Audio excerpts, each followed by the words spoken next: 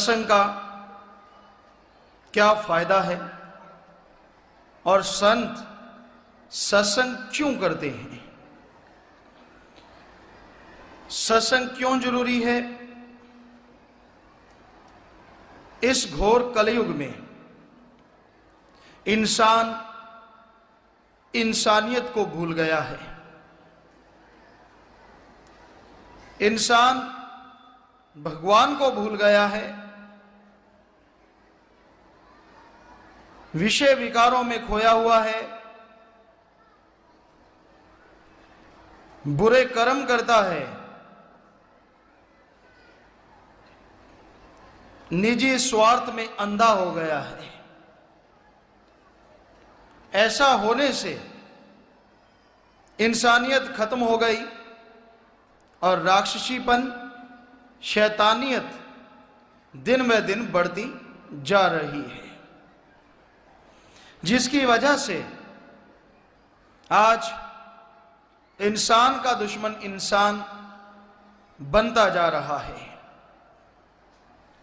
जरा सी बात के लिए, जरा सी कहा सुनी हो गई, आपस में विचार नहीं मिले तो एक दूसरे को खत्म करने तक पहुंच जाते हैं। चंद रुपए नजर आ गए, वो रुपए चाहे 5-10 रुपए हों, पर किसी ने ये कह दिया कि इनके पास लाखों हैं तो झट से गोली मार देते हैं। क्या कीमत रह गई इंसान की? 5-10 रुपए, इससे भी कम। वो इंसान जो 84 लाख शरीरों में से सर्वश्रेष्ठ शरीर है ईश्वर का बनाया हुआ, वो इंसान जो सर्वश्रेष्ठ बेशकीमती शरीर का मालिक है, मन माया के पीछे लग के शैतान बन गया है, पशुओं से बदतर हो गया है। इसकी सोच में सिवाय दौलत के, सिवाय अपने आप को बड़ा साबित करने के, अहंकार के, काम वासना क्रोध लोभ मोह के कुछ भी नजर नहीं आता।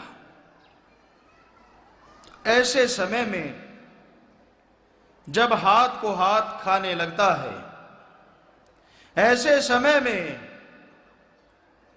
जब बुराई का बोलबाला फैलने लगता है, सत्संग बहुत जरूरी है।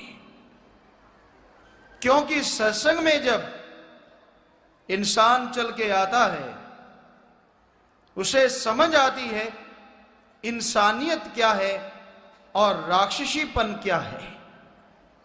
उसे समझ आती है मैं दुखी क्यों हूं और सुखी कैसे हो सकता हूं।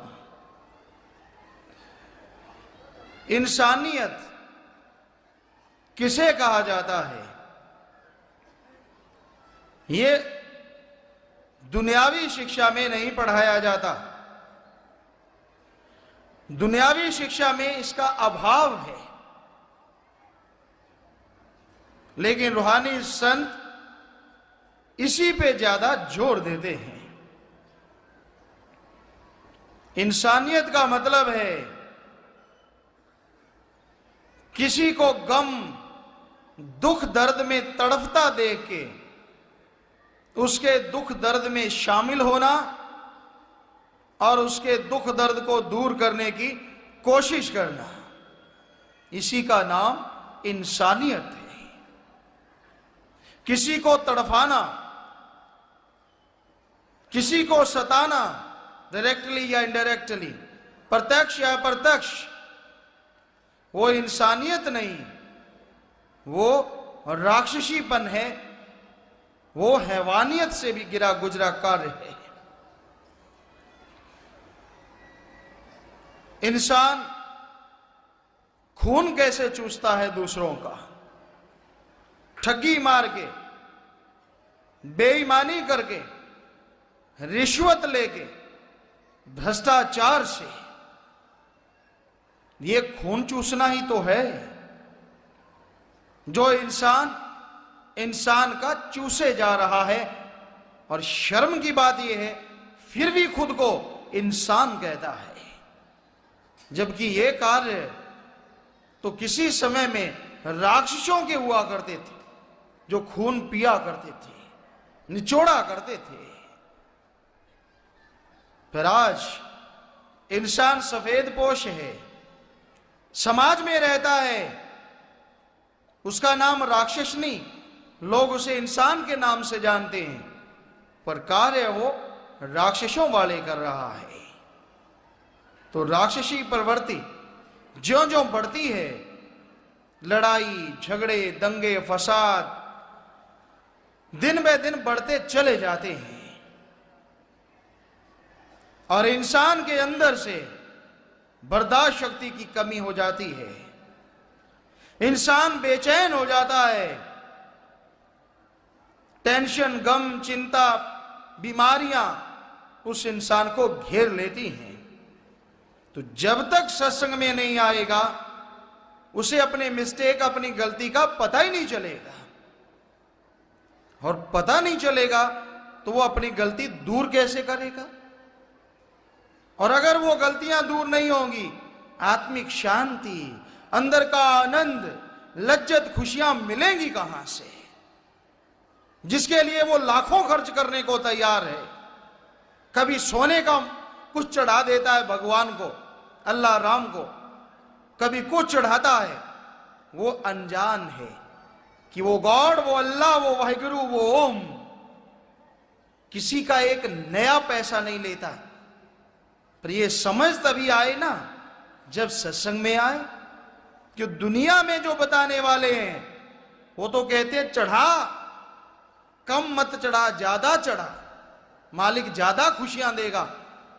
किसको ये पता नहीं, लेकिन उनको लगता है कि हमें आप चढ़ाओगे खाएंगे तो वही, इसलिए वो ज्यादा जोर देते हैं, ज्यादा चढ़ाओ। कभी मालिक बोला क्या मुझे चवन्नी क्यों चढ़ाई, रुपया क्यों नहीं चढ़ाया? वो नहीं बोलता। ये तो जिन्होंने खाना होता है आग उन्हीं के लग जाती। आप ये रुपया क्यों चढ़ाया, चवन्नी क्यों चढ़ाई, फिर वो तिलमिला जाते हैं और फिर सच्चे रूहानी संतों की निंदा भी करनी शुरू कर देते हैं। पर संतों को किसी से कोई लेन देन नहीं होता, उन्होंने तो सच बताना है, उन्हें कोई बुरा कहे अच्छा कहे उनकी मर्जी। संत सच बताएंगे, सच बताते थे और सच बताते रहेंगे। और सच यही है कि आपको आत्मिक सुख, आत्मिक शांति रुपए पैसे से नहीं, ढोंग दिखावे से नहीं, बल्कि ईश्वर के नाम के जाप से मिलेगी। आप जो कर चुके हैं, जो समय गुजर गया, उसमें आपसे जाने अनजाने में कोई गुनाह, कोई बुरा कर्म हुआ, बुरा कार्य हुआ, जो मालिक की निगाह में, ईश्वर की निगाह में पाप है, तो ऐसे बुरे कर्म, ऐसे बुराइयों को धोने का अगर कोई जरिया है तो वो है ईश्वर का नाम, ना कि आपका रुपया पैसा, ना आपका कोई दिखावा। सच्चे दिल से, सच्ची तड़प से आप ईश्वर का नाम जपें, मालिक को याद करें, तो आप अपने उन पाप गुनाहों का बदला चुका सकते हैं, उन पाप बुरे कर्मों को दूर भगा सकते हैं।